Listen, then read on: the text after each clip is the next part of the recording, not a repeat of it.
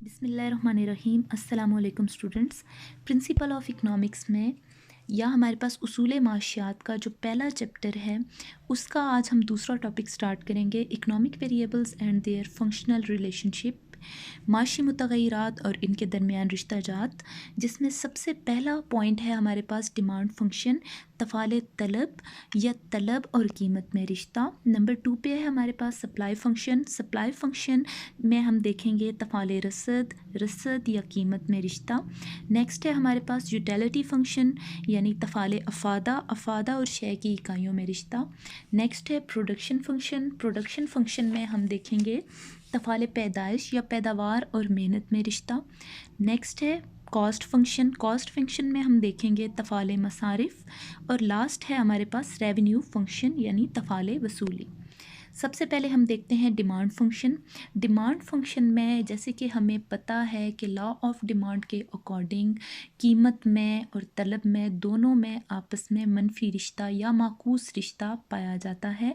इसको हम इस तरह से लिखते हैं, Q D is the function of price, यानी क्वांटी डिमांड डिपेंड कर रहा है प्राइस पर, क्वांटी डिमांड डिपेंड कर रही है प्राइस पर, मिक़दार तलब मुनहसर कर रही है कीमत पर। यहाँ पे कीमत हमारे पास आज़ाद मुतग़य्यर होगी और मिक़दार तलब हमारे पास ताबे मुतग़य्यर होगी। अगर प्राइस बढ़ेगी, किसी चीज़ की कीमत बढ़ेगी तो उसकी तलब कम हो जाएगी, कीमत कम होगी तो उसकी तलब बढ़ जाएगी। इस तरह मिक़दार तलब तफ़ाल है या फंक्शन है कीमत का। इसको हम म्यारी सूरत में यूँ लिखते हैं, Q D is equal to A minus B P. अब यहाँ पे माइनस का जो साइन है वो इस चीज़ को डिनोट करता है कि कीमत में और मिक़दार तलब दोनों में उल्टा रिश्ता पाया जाता है, माकूस रिश्ता पाया जाता है। ए और बी यहाँ पे दोनों पैरामीटर्स हैं और पी से मुराद यहाँ पर प्राइस है, क्यू डी से मुराद यहाँ पर मिक़दार तलब है। अब पैरामीटर्स क्या होता है? पैरामीटर्स वो हैं जो अमली ज़िंदगी में चीज़ें चेंज हो जाती हैं लेकिन किसी मॉडल में हम उन्हें कांस्टेंट फ़र्ज़ कर लेते हैं।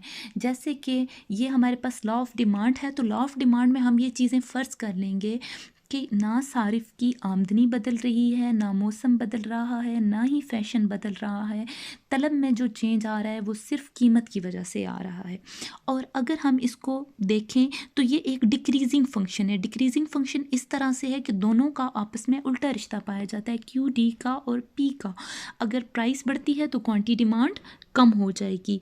और तफ़ाले तलब का औस तफ़ाल या एवरेज फंक्शन जो होता है उसको हम लिखते हैं क्यू डिवाइडेड बाय पी।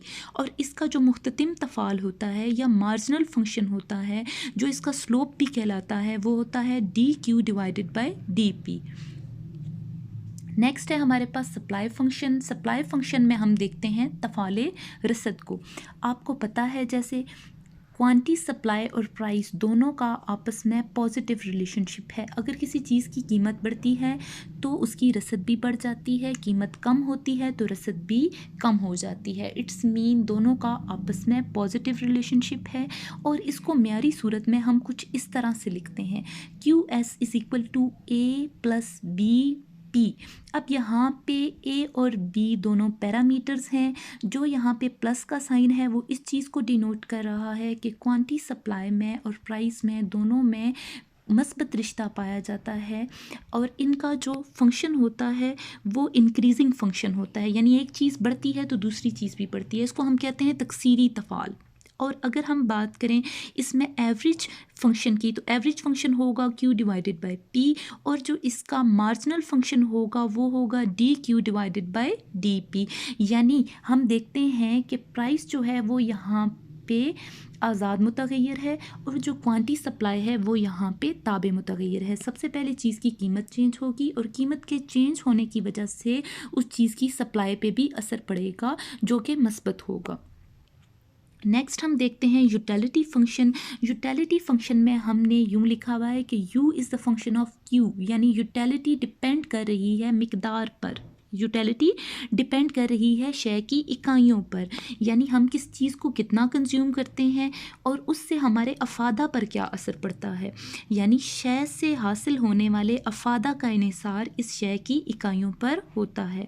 और इसको हम इस तरह से लिखते हैं, you is the function of Q.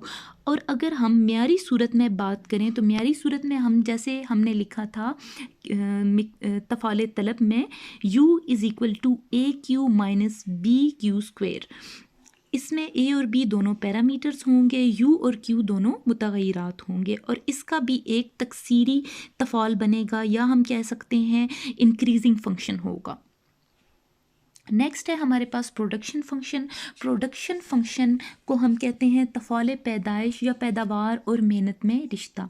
Classical माहिरीन के मुताबिक, क्लासिकल माहिरीन होंगे जो हमारे पास क्लासिकल इकोनॉमिस्ट थे, वो कहते थे कि किसी शय की पैदावार का इन्हिसार मेहनत की इकाइयों पर होता है। हमें पता है कि आमलीन पैदाइश या फैक्टर ऑफ प्रोडक्शन 4 हैं: land, labour, capital and organisation. ज़मीन, मेहनत, सरमाया, तंजीम। इसमें मेहनत जो है वो सबसे एक्टिव फैक्टर है। तो क्लासिकल इकोनॉमिस्ट के अकॉर्डिंग किसी चीज़ की पैदावार का इन्हिसार मेहनत की इकाइयों पर होता है, यानी मजदूर पर होता है। पैदावार और मेहनत के दरमियान रिश्ता तफ़ाले पैदाइश कहलाता है। और यहाँ पे हम देख रहे हैं Q is the function of L। Q से मुराद यहाँ पे हम पैदावार लेंगे और L से मुराद यहाँ पे हम मेहनत की इकाइयों को लेंगे। तो इस तरह हमने देखा कि जैसे जैसे मेहनत की इकाइयाँ हम लगाते जाएंगे, पैदावार पे असर पड़ेगा। वो कुछ इस तरह से पड़ेगा कि पैदावार बढ़ेगी, फिर पैदावार हमारे पास डिक्रीजिंग रेट से बढ़ेगी, फिर कांस्टेंट होगी और फिर गिरना शुरू हो जाएगी। लेकिन हम देखते हैं कि कुल पैदावार का तफ़ाल एक तकसीरी तफ़ाल है, यानी जैसे जैसे हम लेबर लगाते जाएंगे पैदावार बढ़ती जाएगी।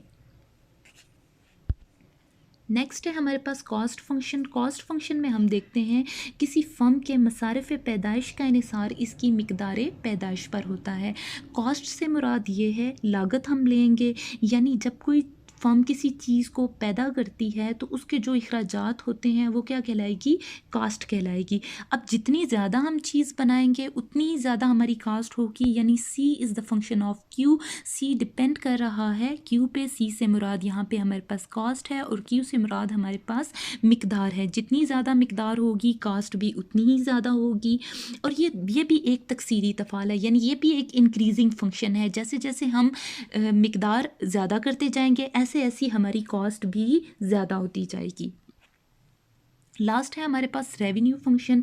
रेवेन्यू फंक्शन को हम तफ़ाले वसूली भी कहते हैं। किसी फर्म की वसूली का इन्हिसार इसकी मिकदार फ़रोख्त पर होता है, यानी R is the function of Q। R depend कर रहा है Q पे। जैसे जैसे हमारे पास पैदावार ज़्यादा होगी उतना ही ज़्यादा हमारा रेवेन्यू होगा। लेट्स सपोज कोई फर्म 10 यूनिट्स पैदा कर रही है किसी चीज़ के, अब वो उनको फ़रोख्त करेगी। फ़रोख्त करने के बाद जो उसकी वसूली होगी वो क्या कहलाएगी? रेवेन्यू। तो जितनी ज़्यादा पैदावार होगी उतना ही ज़्यादा हमारा रेवेन्यू होगा। अब सारी चीज़ों को फ़रोख्त करने के बाद जो हमारा रेवेन्यू होगा वो टोटल रेवेन्यू कहलाएगा। और अगर हम टोटल रेवेन्यू को हम यूनिट से डिवाइड कर देंगे, Q से डिवाइड कर देंगे, तो हमारे पास एवरेज रेवेन्यू आ जाएगा।